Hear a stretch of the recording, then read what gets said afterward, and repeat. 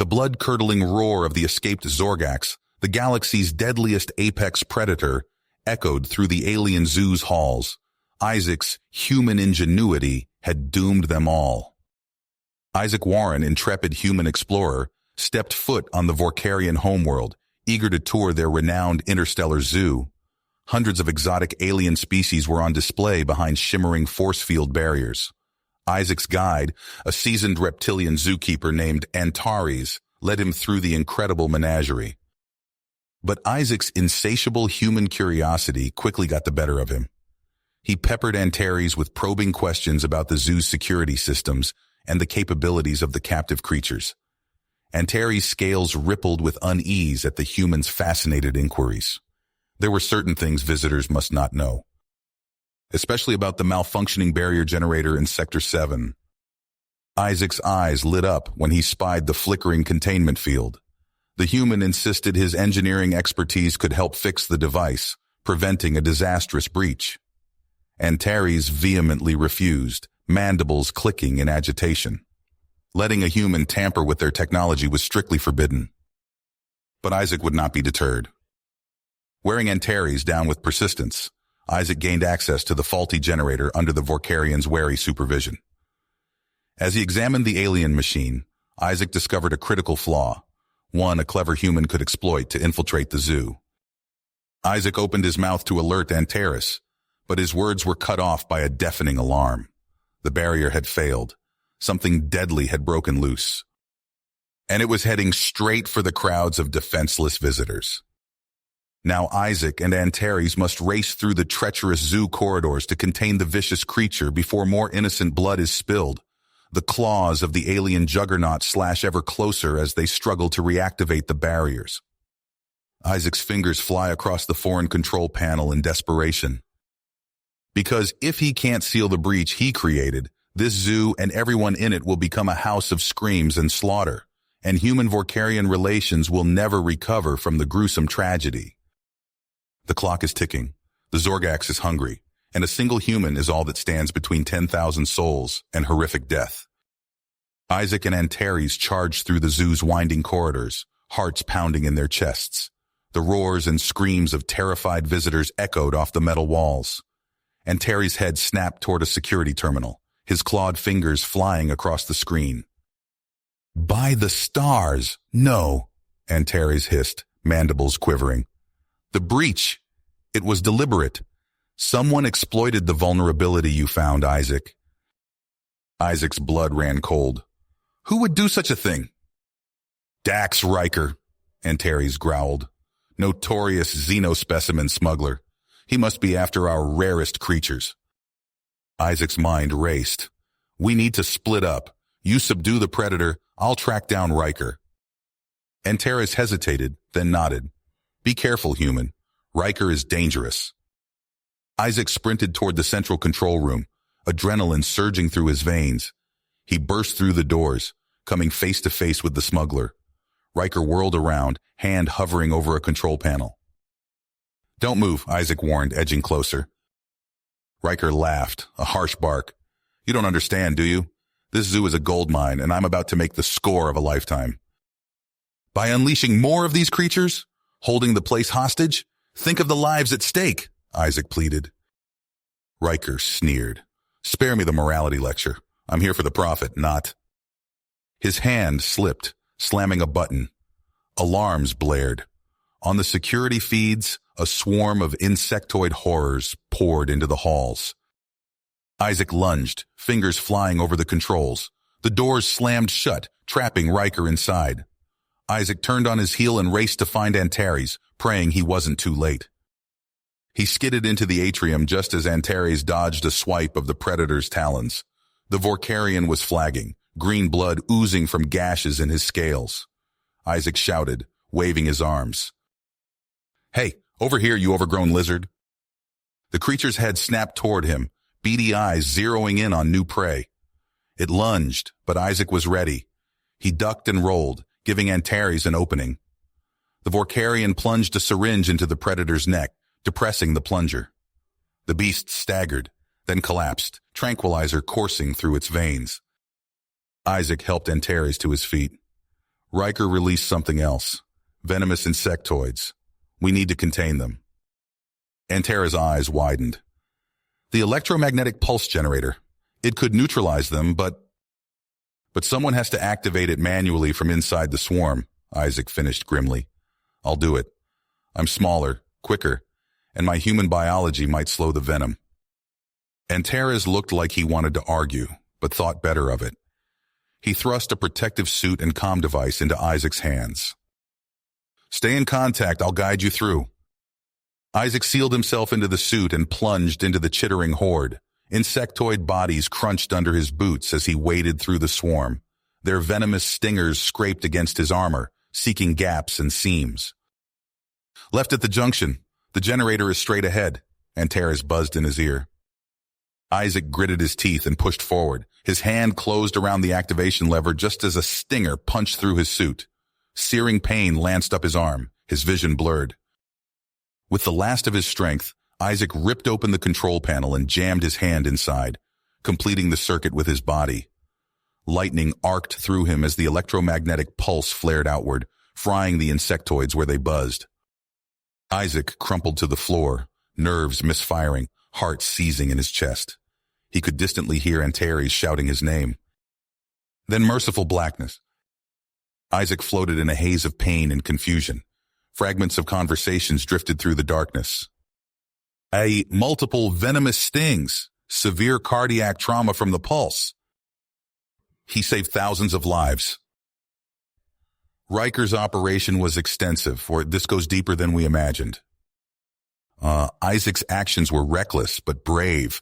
Without him, a scaly hand gripped his own, and Terry's voice, low and strained. You have to pull through, Isaac.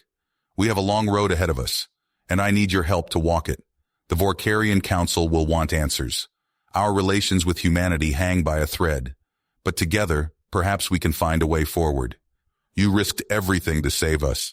Now fight, human. Fight for what comes next. Isaac drifted in and out of consciousness, his body ravaged by venom and electrical trauma. The Vorkarian medical bay hummed with activity as doctors and nurses worked frantically to save his life. His cellular structure is unlike anything we've seen, one doctor muttered, peering at holographic scans. The venom is breaking down his tissues faster than we can regenerate them. Try recalibrating the nanites, another suggested. If we can match them to his unique biology, we might have a chance. As the medical team fought to stabilize Isaac, Antares found himself thrust into the center of a storm. The Vorkarian High Council had tasked him with leading the investigation into the zoo breach and Dax Riker's smuggling operation. Antares pored over security logs and personnel files, his mandibles clicking in agitation as a disturbing pattern emerged. Access codes used during the breach matched those of high-ranking zoo officials. Financial records showed suspicious transfers coinciding with shipments of rare specimens. By the cosmic winds, Antares hissed, realization dawning. This goes deeper than we thought. His suspicions were confirmed when he interrogated Dax Riker. The smuggler sat across from him, a smug grin on his face despite the restraints binding him. You think you've got it all figured out, don't you? Dax sneered. But you're missing a key piece of the puzzle. Your human friend? He was in on it from the start. Antares' scales rippled with anger. You're lying. Isaac nearly died stopping your scheme. Dax leaned forward, eyes glinting. Or so you think. Wake up, Lizard. He used his engineering expertise to exploit the vulnerabilities. We had it all planned out. Antares slammed his clawed hand on the table. Enough! Your lies won't save you, Riker. But doubt gnawed at him as he left the interrogation room. He needed to speak with Isaac. Days later, Antares entered the medical bay to find Isaac awake, propped up in bed. The human looked pale and weak, but his eyes were clear. Antares, Isaac croaked, managing a small smile. Good to see a friendly face. Antares settled beside the bed. Isaac, I need to know exactly what happened with the security system. Riker is claiming you were involved in the plot. Isaac's eyes widened. What? That's insane. I was trying to help, to prevent a disaster.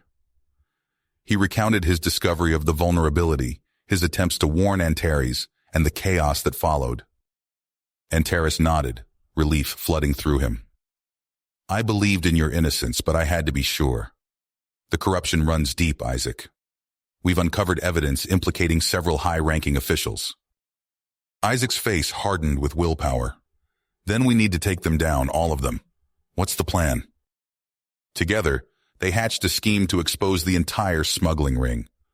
Isaac would meet with Dax, wearing a hidden recording device. He'd use his knowledge of the system vulnerability to bait Dax into revealing his co-conspirators. The confrontation was tense. Dax, thinking he had an ally in Isaac, let his guard down. You should have seen their faces when the barriers went down, Dax chuckled. Counselor Zex nearly shed his scales in panic, but he'll get his cut, same as Overseer Kral and the others. Isaac fought to keep his expression neutral, his heart pounding as Dax continued to spill names and details.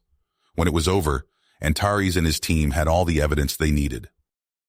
The arrests sent shockwaves through Vorkarian society. The High Council, reeling from the betrayal, took drastic action. All human visitation and research programs at Vorkarian facilities were suspended indefinitely. Isaac stood at the spaceport, bag in hand, preparing to board the ship that would take him home. Antares approached, his normally vibrant scales now a dull gray. I'm sorry it ended this way, Antares said softly. You saved countless lives, yet your entire species is being punished. Isaac sighed heavily. I understand their reaction, even if I don't agree with it. Fear and mistrust are powerful motivators. What will you do now? I'll keep fighting for cooperation between our species, Isaac said, purpose in his voice. This setback doesn't change the fact that we're stronger together. Someday, we'll overcome this. Antares extended a clawed hand, which Isaac grasped firmly. Until that day comes, my friend. As Isaac boarded the ship, he couldn't help but feel the weight of responsibility on his shoulders. His actions, though well-intentioned, had altered the course of human-Vorkarian relations. But he refused to give up hope. There would be a way forward. There had to be. Isaac sat in Dr. Kivron's office, his eyebrows furrowed with drive. There has to be a way to change their minds, he said, leaning forward. After everything that's happened, we can't let this be the end of human-Vorkarian cooperation. Dr. Kivron's scales rippled, a sign of agreement. I share your concerns, Isaac. The Council's decision is short-sighted, but how do we convince them? They spent hours poring over data, compiling evidence of successful joint projects and breakthrough discoveries. When they finally presented their case to the High Council, Isaac's heart raced as he faced the stern Vorkarian leaders. Esteemed Council, he began, I stand before you not just as a human, but as someone who has bled for this zoo and its inhabitants. Our two species have accomplished incredible things together. We can't let fear destroy that. The Council listened, their expressions inscrutable. But as the presentation concluded, First Speaker Zorn's mandibles clicked in disapproval. Your arguments are compelling, Mr. Warren, but the risk remains too great. We cannot jeopardize our facilities or our people again. Isaac's mind raced. He couldn't let it end like this. An idea struck him, audacious, perhaps insane, but it might be their only chance. What if I could prove, beyond any doubt, that a human can fully integrate into Vorkarian society? Isaac proposed. I volunteer to undergo a temporary transformation. Let me walk in your shoes. Live as one of you. If I can do that without incident, surely it proves humans and Vorkarians can coexist. Murmurs rippled through the chamber. Dr. Kivron stared at Isaac, eyes wide with shock. Isaac, do you understand what you're suggesting? The process would be excruciating, the risks enormous. I understand, Isaac replied firmly, but it's worth it if we can save this partnership. After heated debate, the Council agreed to consider Isaac's proposal. Weeks of preparation followed, filled with endless tests and agonizing waits. Finally, the day of the transformation arrived. Isaac lay strapped to a cold metal table, his heart pounding as Dr. Kivron approached with a syringe filled with glowing blue liquid. "Last chance to back out," Dr. Kivron said softly. Isaac shook his head. "Do it." The needle plunged into his arm. For a moment, nothing happened. Then pain exploded through every cell in his body. Isaac screamed as his bones cracked and reshaped, his skin hardened into scales. Extra limbs burst from his torso. His very DNA rewrote itself. Hours later, the agony subsided. Isaac opened his eyes, all four of them, and saw his reflection in a nearby monitor. A Vorkarian face stared back at him. "It worked," he whispered, his voice now a deep, resonant buzz. "I'm Xanar." Dr. Kivron helped him to his feet, marvel evident in his expression. "Incredible. Your consciousness seems fully integrated. How do you feel?" "Strange," Xanar replied, flexing his new limbs. "But right, somehow." The following days were a whirlwind as Xanar petitioned the council for a position at the zoo. To his surprise, they agreed, assigning him to work alongside a familiar face, Antares. Their first meeting was tense. Antares eyed him suspiciously, mandibles twitching. "So, you're the transformed human." "That's right," Xanar replied, "though I hope you'll see me as just another colleague." Antares grunted non-committally. "We'll see. Follow me, I'll show you your duties." As they worked together over the following weeks, Xanar threw himself into his role. He studied Vorkarian protocols obsessively, working tirelessly to prove his worth. His unique perspective allowed him to spot potential issues others missed. One day, as they were reinforcing the barriers around a particularly aggressive species, Xanar noticed a flaw in the energy matrix. "Wait," he called to Antares. "If we adjust the frequency here, we can increase efficiency by 23% and eliminate that weak point." Antares paused, then nodded approvingly. "Good catch. You're not half bad at this, Xanar." Slowly but surely, Xanar earned the respect of his Vorkarian colleagues. The council's reports grew increasingly positive. Everything seemed to be going perfectly. Until the day Xanar woke up in agony, his body racked with spasms.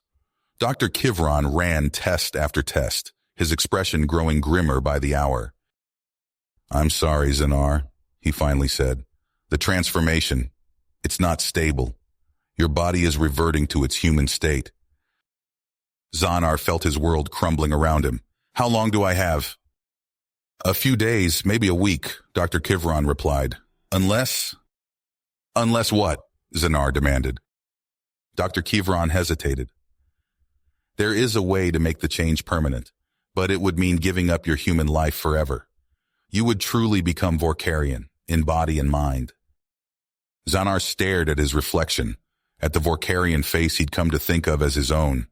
Could he really give up everything he'd ever known? But if he didn't, would all of this have been for nothing? The choice loomed before him, impossible, yet unavoidable. Xanar knew he had to decide, and soon. Time was running out. Xanar's body convulsed violently, his scales rippling and shifting as waves of pain racked his frame. He collapsed to the floor of his quarters, gasping for breath. The transformation was failing. Dr. Kivron burst through the door, medical kit in hand. "Hold on, Xanar," he urged, administering a stabilizing injection. "We need to get you to the lab immediately." As the pain subsided to a dull ache, Xanar struggled to his feet. His once vibrant scales had dulled to a sickly gray. "How long?" he asked, voice barely above a whisper. "Days, maybe less," Dr. Kivron replied grimly. "We need to make a decision." In the sterile confines of the medical lab, Xanar faced Antares and Dr. Kivron. The weight of his choice pressed down on him like a physical force. "I can't go back," Xanar said, his mandibles clicking with agitation. "Everything I've worked for, everything I've become, I can't just throw it away." Antares stepped forward, placing a clawed hand on Xanar's shoulder. "You've proven yourself a true Vorkarian in spirit. Embrace who you are now, my friend." Dr. Kivron's scales rippled with concern. Consider carefully, Xanar. The psychological impact of permanently severing your connection to humanity could be severe. Are you prepared to lose that part of yourself forever?